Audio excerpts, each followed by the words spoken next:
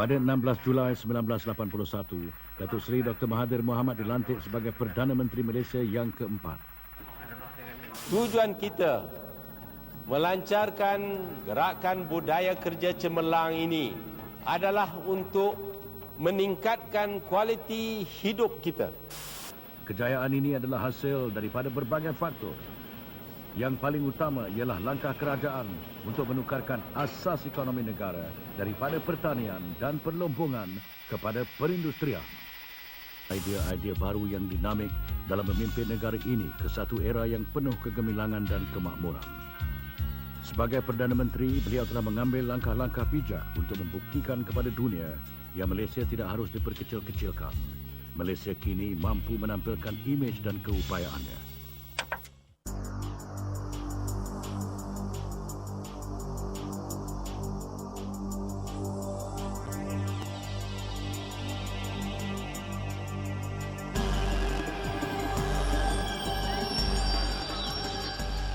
My name is Farid bin Ibrahim. I'm 38 years old.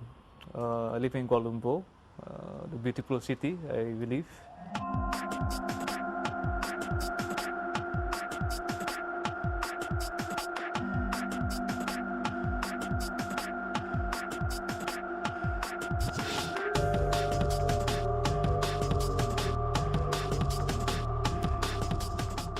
My father worked in Malaya University in civil engineering.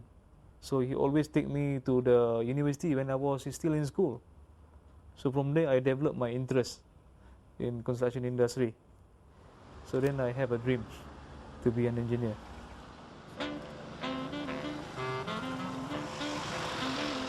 I did civil engineering studies, then I worked for 1 year. I further my study to London in construction industry in 93 to 95. I have to pay £160,000 for my studies and all my expenditure.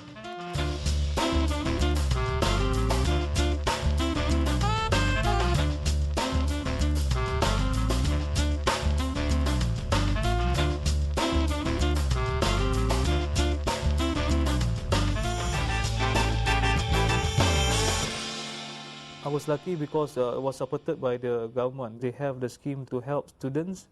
Most of the Bumiputra family cannot afford to send their children for further study, especially to London, because that's the most expensive city. That also happened to my parents, because my parents working for the government. Bumiputra Opportunities is introduced by Tun Mahathir in the early 80s.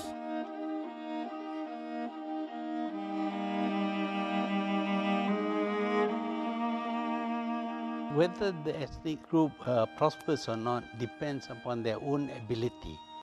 One ethnic group is very good in business, so it is necessary for the government to help the group that is disadvantaged, the indigenous people. What we give to the disadvantaged group is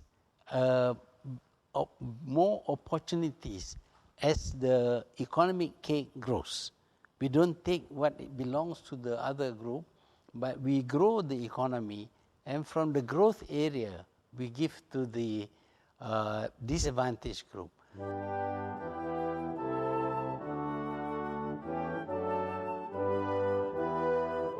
When I was in London, I see the city development. Some area is an old area, heritage in London. Some area is developed by tall buildings.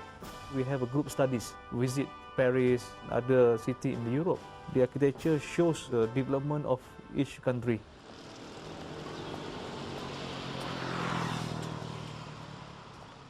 When I come back, the construction the industry is booming. The Malaysian government tried to develop the whole country.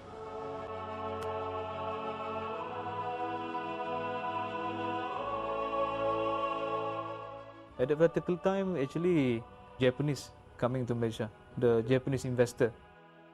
Our previous Prime Minister, which is Tun Mahathir, have a policy to look to the east.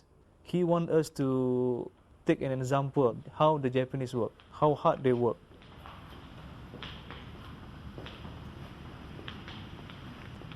It was earlier than 1995.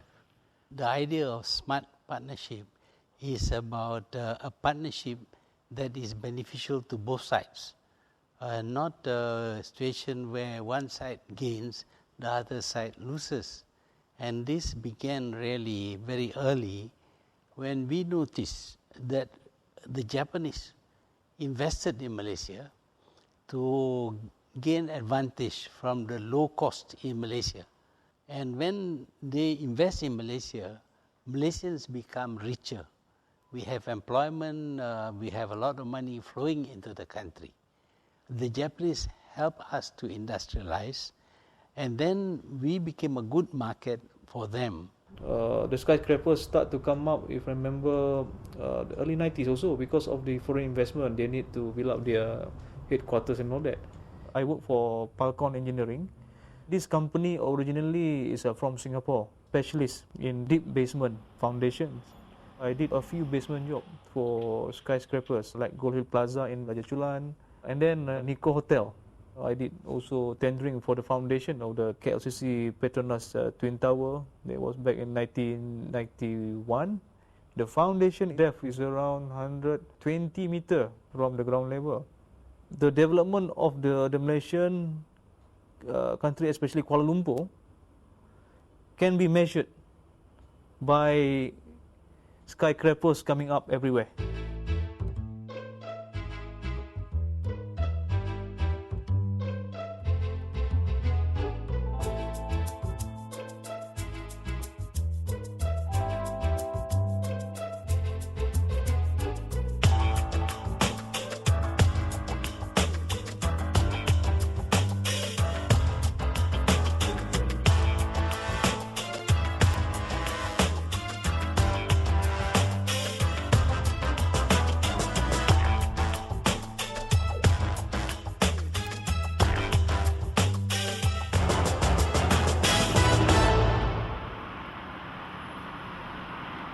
Americans or European or even the Japanese, when they invest in our country, they create jobs for our people, even if they are given tax exemption, and that creates jobs also for construction, for supply of material and all the necessary things in order to put up the plant.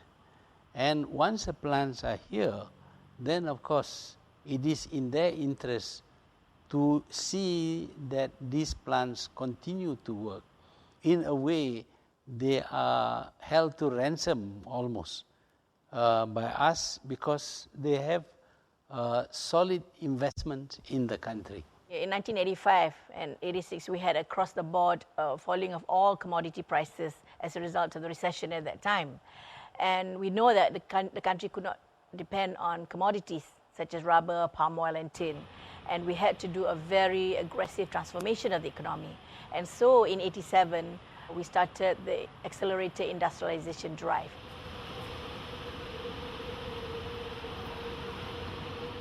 In the first stage of our industrialization, it was manufacturing.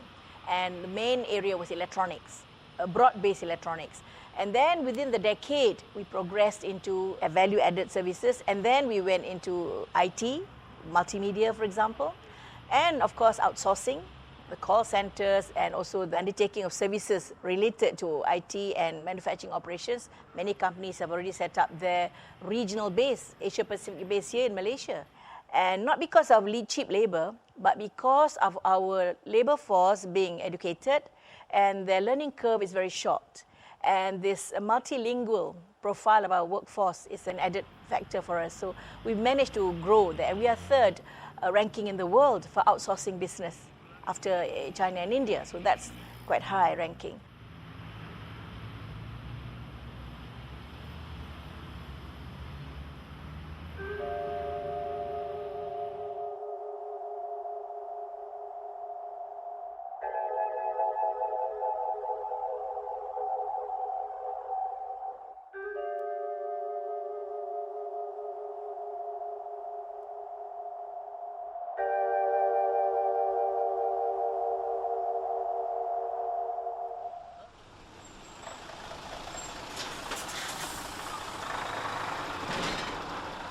When I'm back from London, I didn't get a job for 3 months.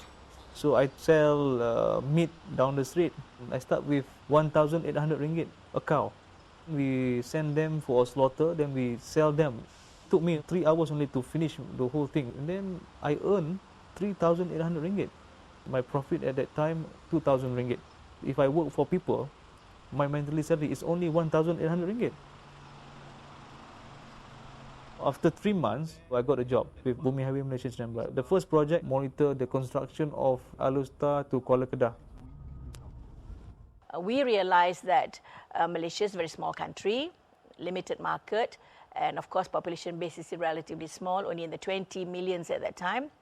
So we saw the need for us to expand our reach into ASEAN, which has more than 500 million people. And then we also saw our reach being necessitated by going into the South countries, the developing countries, where we know existing markets are available, plus new markets that we can develop. I was involved in the construction of this highway back in 1990. Yeah, that time. Yeah, we did a lot of quite a number of bridges along the highway, which is crossing to some of the stream and rivers. This highway is very, very practical. Lorries, the trailers bring products to be exported via Singapore. This highway helps a lot of total infrastructure development. I think the longest stretch will be Johor, from Pagoh to Singapore. I was born to be a businessman, I suppose. But of course, I work for people to gain the experience. So year 2000, I decided to quit my job. I tried to be contractor because I saw big checks for my boss. So I said, well, this is a good millions of money. Then I formed up a company. That time, I cannot get a project directly to the government because to be a contractor is a very capital intensive. In construction, you have to be really, really experienced. You have also to have your own machinery.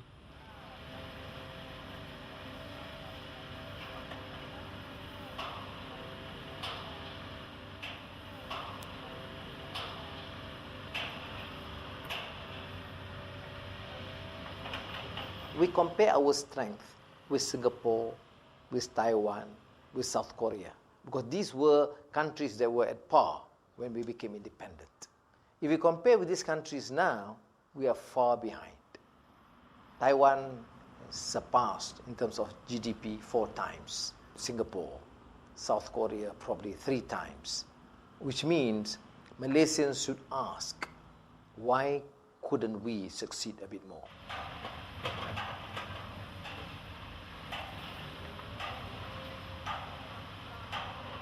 Year 2000, the construction industry quite busy. I mean, privatization of highways, you know that. But of course, this is actually not for a small company. The tender is very, very competitive. In construction, the profit margin is very low. So I can say the ranging around net 5%. So we did get some small jobs and all that. Then I gave up.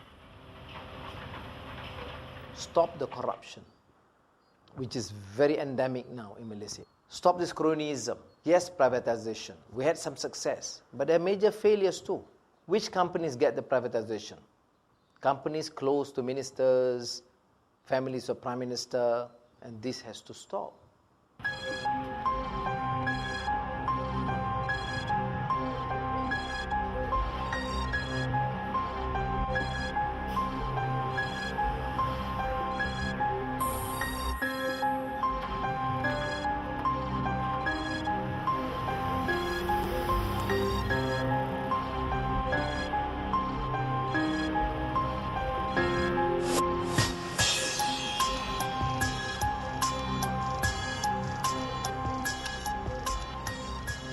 In the 1990s, there was unusually high growth rate, 9%. You know why? Because at that time, the government was building up all the infrastructure of the country. For example, during the same 10-year period, almost, we were building the highways, completing the major highways. We were building the new airport. We were refurbishing the other airports. We were building up new ports, expanding existing ports. So the government was undertaking very massive infrastructure build-up. So the government spending and investment actually stimulated growth.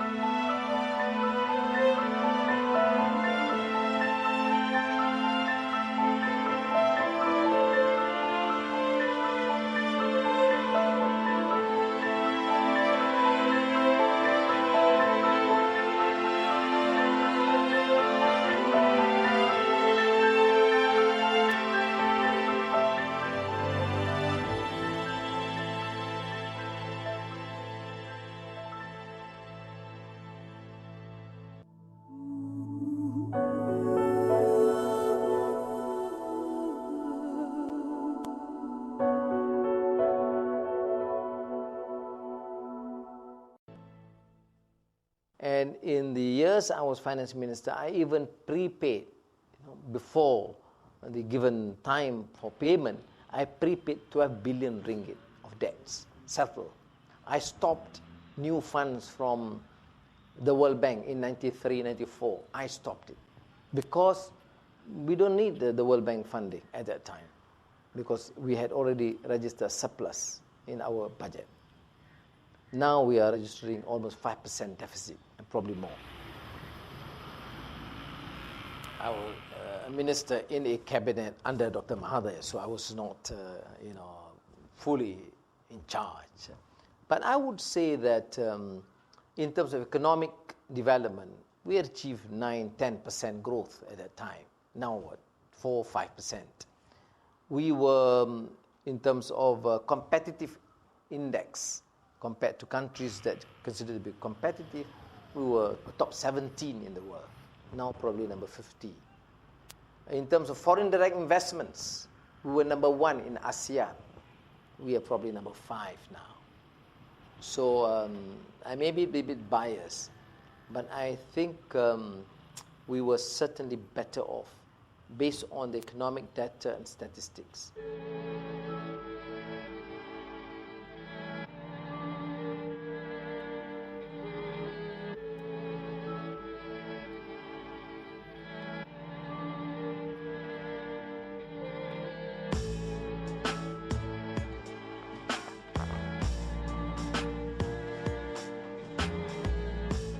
Then I was thinking what to do.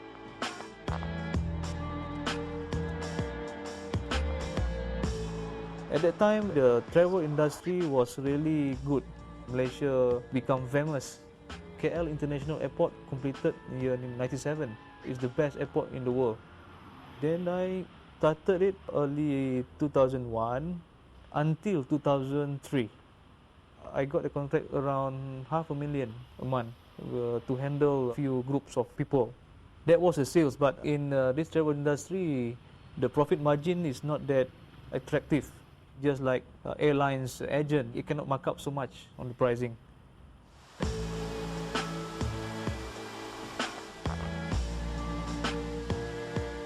In 2003, the bird flu affected the travel industry so bad.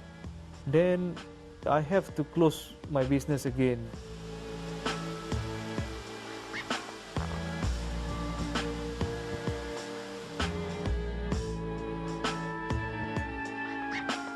So I did a lot of research also when I was jobless for almost 6 months. So it was a very difficult time for me. Then I decided with my partner to start up with these cattle projects. Then only we realized there are so many goats die every day. Our company used to have about 2,000 goats at one time.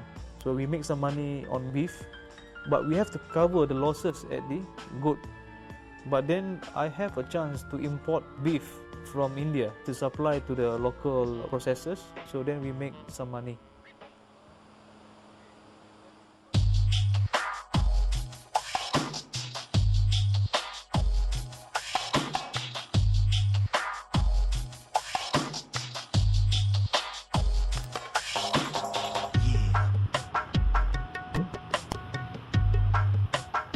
Earlier on, the government emphasized on the property development. But back 2005 onwards, the Prime Minister Tun Abdullah Badawi and the government are giving full force on this agricultural industry because people start to realize that we don't have enough food reserve.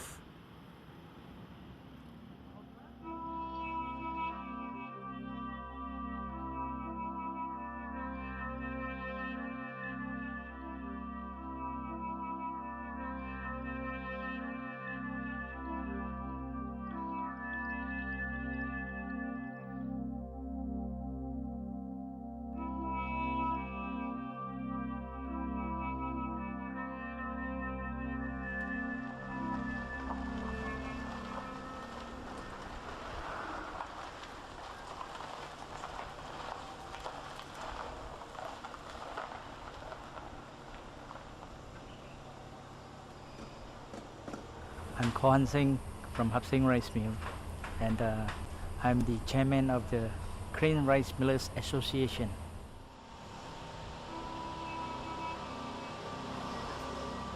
During our Chun Mahare period, I think he is more concerned on industrializations of the country, and is a little bit neglect on the agriculture sector.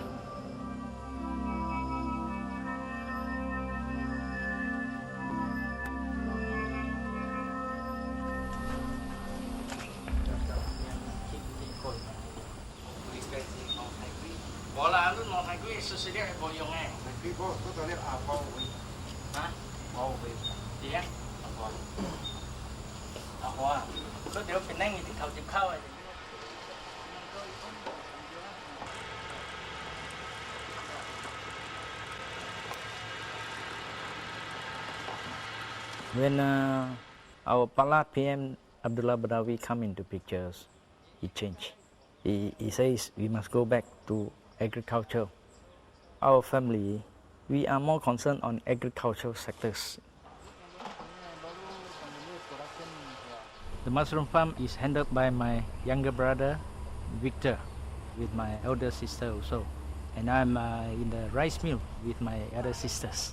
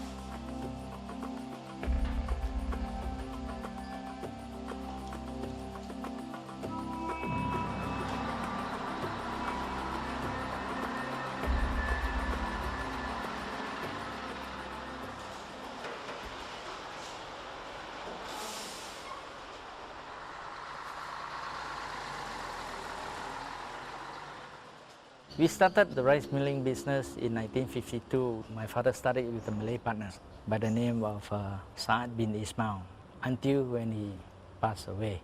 He couldn't have any sons, and then the daughter finally sold out the chair.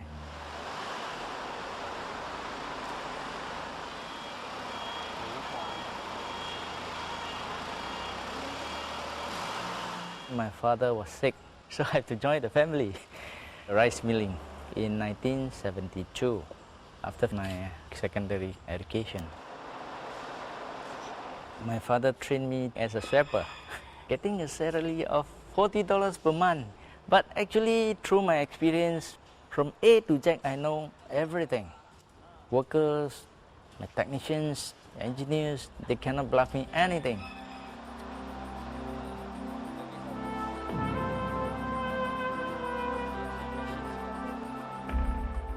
For the first 1-2 years, I was mainly in the daily operations practice. Then after that, I go for marketing.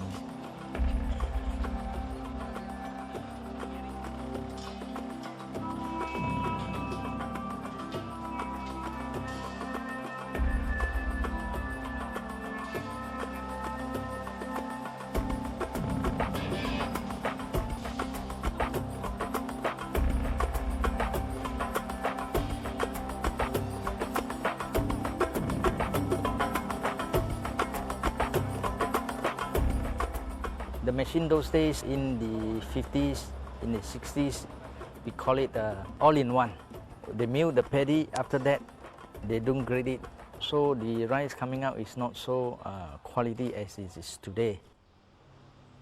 Okay. In the 60s, we start install the second set of machineries.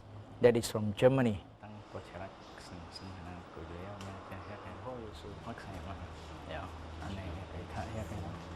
So during 70s, we fix up the third set of machineries, all from Thailand. We're still using manual to dry the paddy on the drying yards. So that time we engage 100 over workers just for the drying of paddy.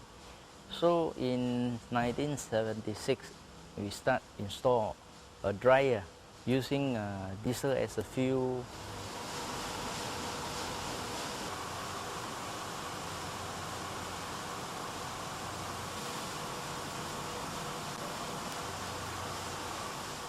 We Malaysians, irrespective of Malay, Chinese, Indians, all the races taking rice, even to the extent they take 3 meals, which the government also play a very major role in monitoring the supplies and demands of the rice. In the 50s, of course, the population is not so big, so those days we import from China, from Burma, and because of rice crisis, the government come in, impose a system that rice miller have to give a certain quota back to the government as a stockpile.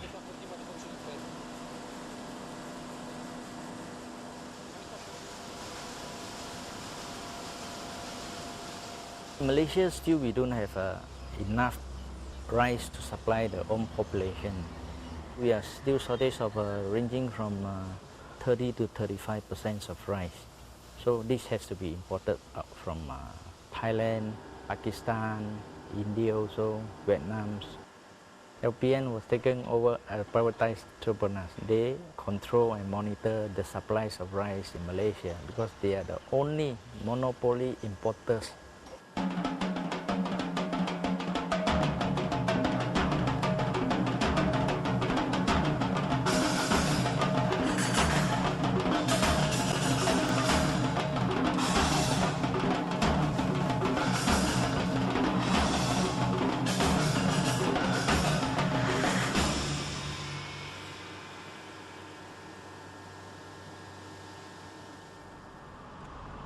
In Kampong area, lady want to go for giving birth. Middle of the night, they come to rice mill asking for help. We have to do, just like ambulance, to go to pick them in the home and then send to the hospital. School openings, they want to buy shoes, buy a uniform for the children. We have to provide some cash to them. In return, when harvesting time, they sell the paddy to us on a mutual agreement, on a trust-to-trust basis. That is why some of my customer farmers, 30, 40 years until today, now the second generation also, the sons still continuing supplying to me.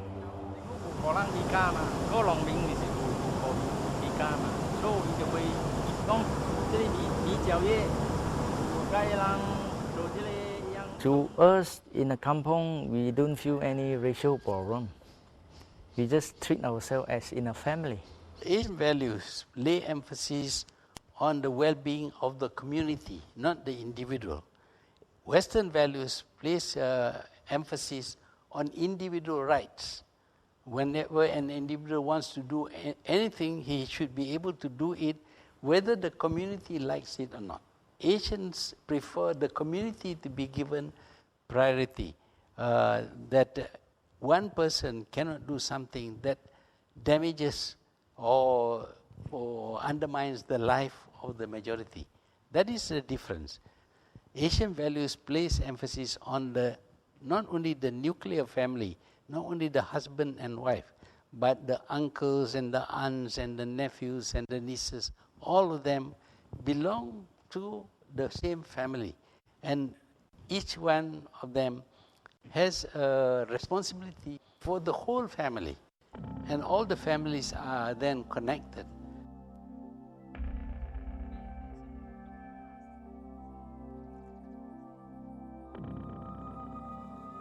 Our government have a subsidy, the urea, insecticides, plowing charges that can be claimed, and then there's an incentive for those who produce a higher yield, more than 5 tons, because government expectation is 10 metric tons per hectare.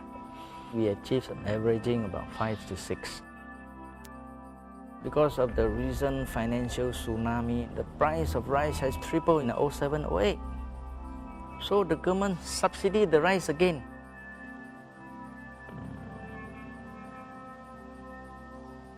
The standard of Malaysia is quite high, other than Thailand.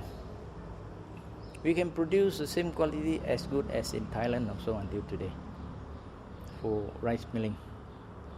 Unlike other countries our neighboring country like Laos, Cambodia, Vietnam, From planting to harvesting, it takes about 120 days. With the changes of the harvester in the 70s, the harvesting time is faster. To match up, the rice mill have to increase their drying capacity. So the number of risers has to be increased. That means the drying period for rice mill also shorter, comes about 1 month. So 2 seasons you use about 2 months. That means within the years, 10 months idling. That is the main reason why we decided to diversify our family business. We venture into these palm oil estates, real estates, rubber estates, also poultry sector, aquaculture, mushrooms. We have gone through recessions, inflations, and then also the lately what we call financial crisis. Poultry sector is affected sometimes with unforeseen things like the bird flu. Rice is a staple food for our Malaysians. It's not affected.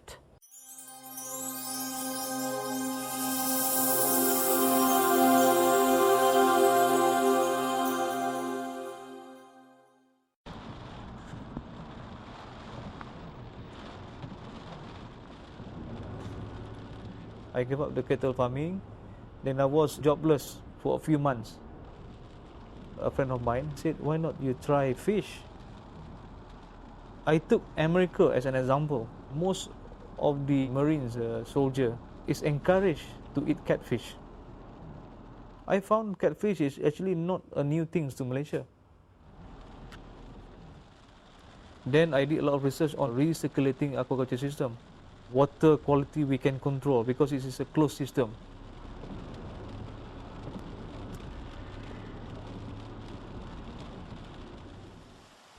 Like the Vietnam experience, they lost quite a lot in fish industry because of contamination on the Mekong River.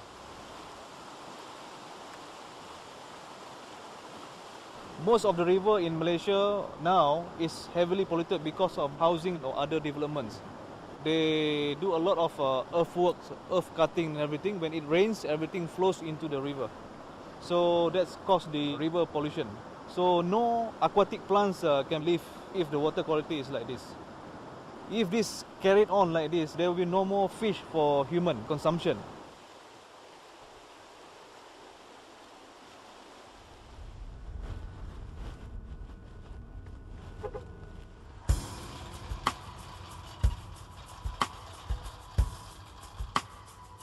Our catfish farm is situated in Alor Gajah, Malacca. Last time it was rubber plantations, but the farmer converted it into a fish farm.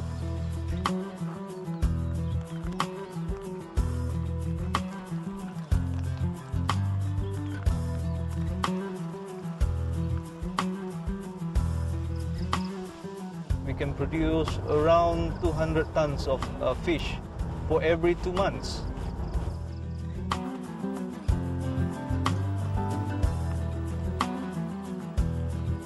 The longer time to gain back your investment, the more risk. The spawning will take about only 3 days and the eggs will hatch.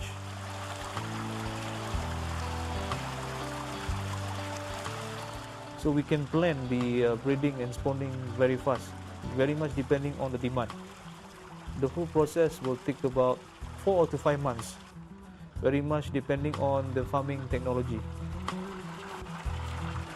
When it is raining, it's very less oxygen. We have to inject or blow oxygen into the tanks. We have to have the fish breathe.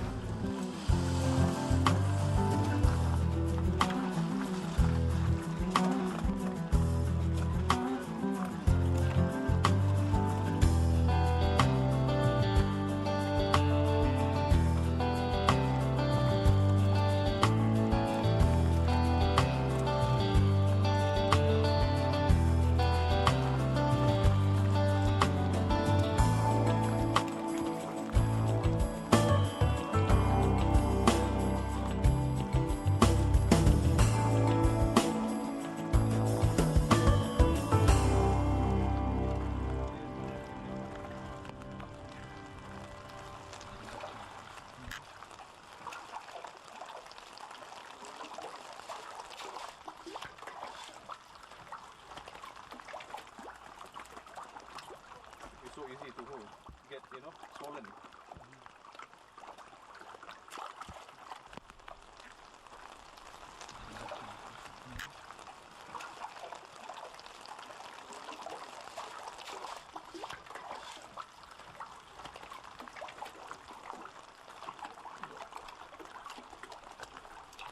I think fish business is really a big business because at the present moment the ocean is overfishing. Not much of fish available. The demand is higher, the supply is low, so I mean the price fluctuation is very, very great. Overseas, US is coming up with a new hybrid of tilapia again, and coming soon another breed of tilapia. It's very hard for us to compete in the future. Yeah. If we stay focused, we can compete.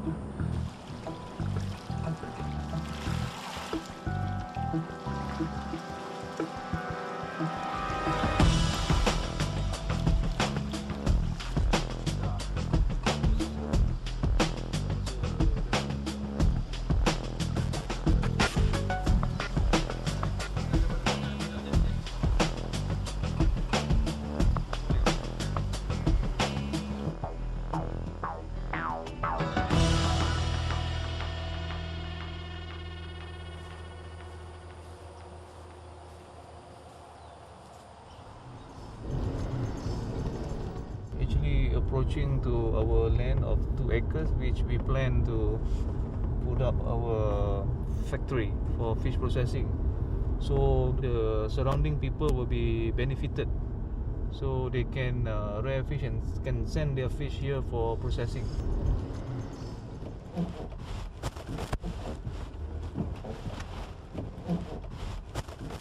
All palm tree, it can be cut and sent to the pepper factory. So overall of the total area is about 1,000 acres, which is in Sendayan, Negeri Sembilan. We want to turn most of the activities into aquaculture.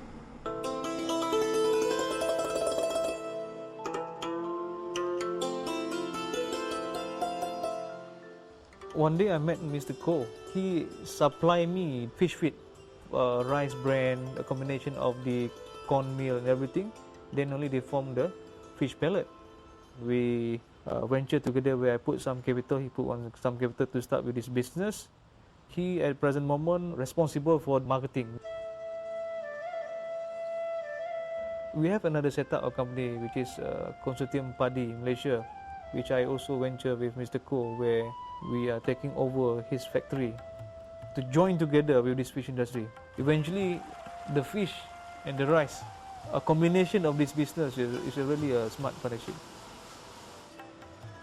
I decided with Mr. Koh after nearly a year that we run this, we need to have a capital injection. We need more money, about 20-30 million. So we basically working on this IPO.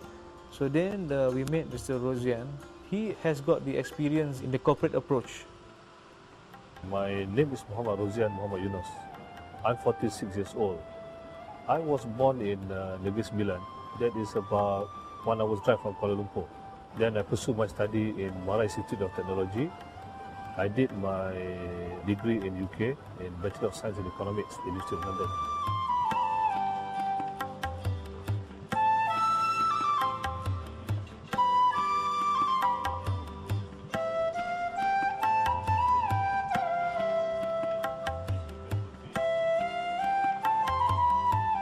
I started my working career with the government, then I pursued furthermore to oil and gas company. Started as a procurement side. Oil production is not very big in Malaysia. We produce 650,000 barrels a day. We use now about 400,000, leaving 250,000 for export. Most of the time, 82% of our export is made up of manufactured goods. Only 18% is made up of commodities, and that includes oil and palm oil, rubber, and some other commodities. Petronas and our oil is still considered one of the best in the world. Even now, Aramco has started to refine it from crude to refine diesel or petrol up in the northern side in east coast of Malaysia. If you go to the Google, you can see Tapis. It is from Petronas. It's so one of the best oil produced ever in the world. It's been used as a guideline. So Malaysia is still the best.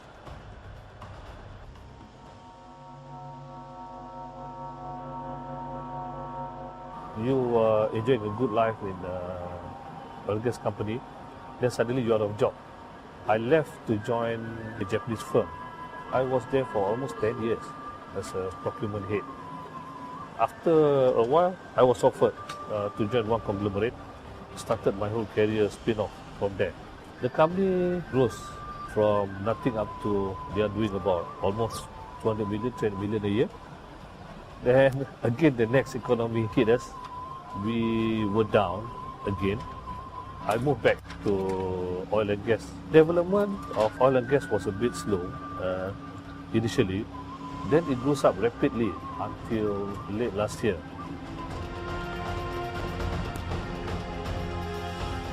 Everybody was rushing into Malaysia.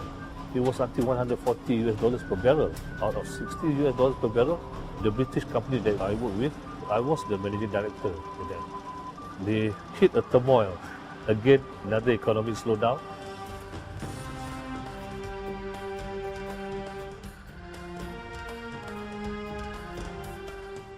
I was introduced to Chief Farid through a cousin of mine who breed fish.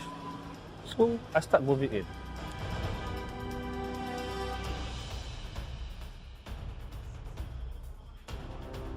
With the potential market leader, we should be growing about 10 million for every 6 months if we follow the schedule.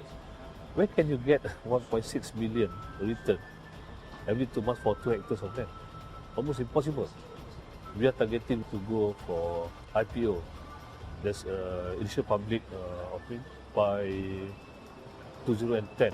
Potential to grow up to 150 million for the next 3 years. Farid is the group CEO. Mr. Kaur is in charge of financing. I'm in charge of corporate strategy.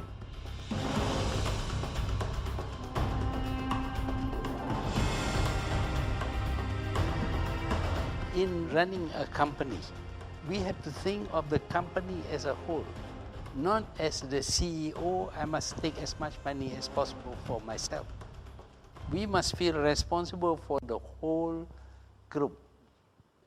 In essence, a smart partnership is part of Asian value. You know, the Western value is this zero-sum game. You succeed at the expense of the other. The other will lose because you will succeed. In Asian value, you want both sides to succeed, to gain something. And that means that you look at your partner as a part of the family almost. That you don't want to do something so that he will become poor and you become rich. You take away his wealth. That is not Asian. Asian value means you have to care for the other people as well.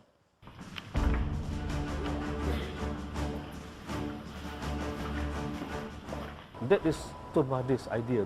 Where can you get the bankers to give you trust, to give you what, 100 million, 200 million in US dollars? We are quite happy to be the kind of partnership we are building. I think smart partnership that during Tun Mahathir's concept has been a reality. It's not easy to develop, but to develop a trust between each other is the most difficult thing to do.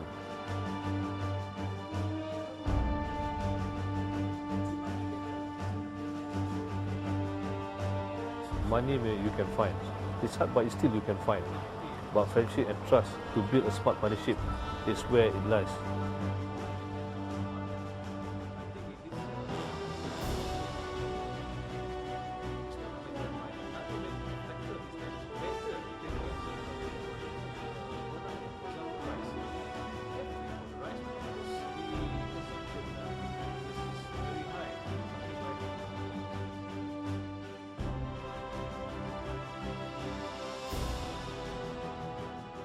Tun Mahathir Vision 2020 is a must look for all of us Malaysians.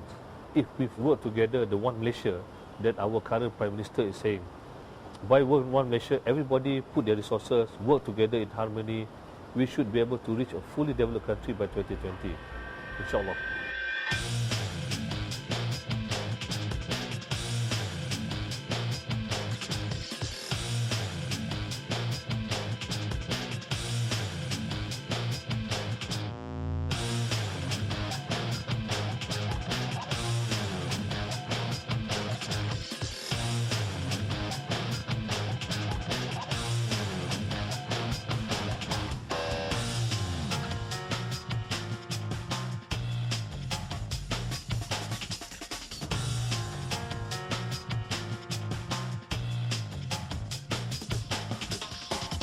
That policy benefited more of the rich and the leaders. We give $1 billion worth of shares contracts to 5-10 families, and we give 100 million to 10 million people. That's not what justice to my mind. I do criticize myself. I make mistakes. I'm human. I make mistakes. I make wrong judgments. But I have to admit that it is wrong. If it is wrong, then I take corrective action. Smart partnership is not a mistake. It is a good thing. The only thing is that some people do not know how to implement it, how to carry out these things successfully.